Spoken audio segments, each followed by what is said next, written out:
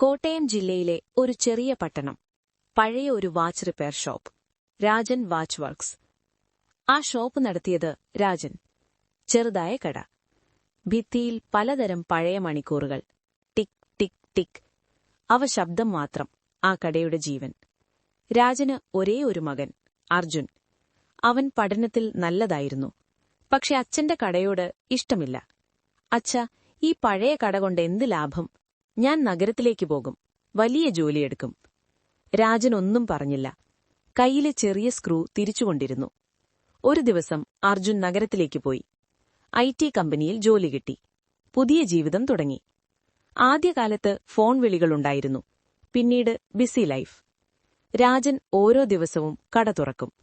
പഴയ വാച്ചുകൾ ശരിയാക്കും. പക്ഷെ കണ്ണുകൾ വാതിലിലേക്ക്. ഒരു ദിവസം ഒരു വയോധിക സ്ത്രീ ഒരു തകർന്ന കൈമണിക്കൂർ കൊണ്ടുവന്നു. ഇതെന്റെ ഭർത്താവിന്റെ ഓർമ്മയാണ്, ശരിയാക്കാമോ? രാജൻ മണിക്കൂർ തുറന്നു നോക്കി. വളരെ പഴയ മോഡൽ, സ്പെയർ പാർട്സ് ഇല്ല. എങ്കിലും അവൻ പൂർണ്ണ രാത്രി അത് ശരിയാക്കാൻ ശ്രമിച്ചു. അടുത്ത ദിവസം മണിക്കൂർ വീണ്ടും ടിക് ടിക് തുടങ്ങി. വയോധികയുടെ കണ്ണുകൾ നിറഞ്ഞു. സമയം തിരിച്ചു കിട്ടിയ പോലെ തോന്നുന്നു, അവൾ പറഞ്ഞു. രാജൻ മൃദുവായി ചിരിച്ചു.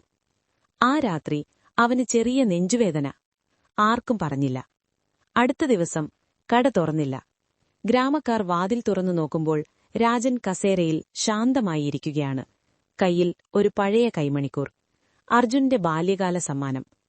നഗരത്തിൽ അർജുൻ ഒരു ദിവസം അമ്മയുടെ വിളിയേറ്റു. അച്ഛൻ!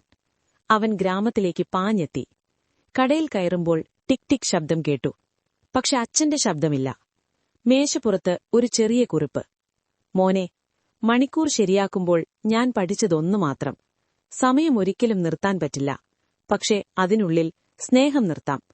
എനിക്ക് നിന്നോടുള്ള സ്നേഹം എപ്പോഴും ടിക് ടിക് ചെയ്യുന്നു. അർജുൻ കരഞ്ഞു. അവൻ അച്ഛന്റെ കട അടച്ചില്ല. നഗരജോലി ഉപേക്ഷിച്ചു. കട വീണ്ടും തുറന്നു. പുതിയ ബോർഡ്, രാജൻ ആൻഡ് സൺസ്. കടയിൽ ഇന്നും ടിക് ടിക് ശബ്ദം. പക്ഷെ അർജുനത് അച്ഛന്റെ ഹൃദയമിടിപ്പ് പോലെ തോന്നും. സന്ദേശം: സമയം തിരിച്ചുവരില്ല.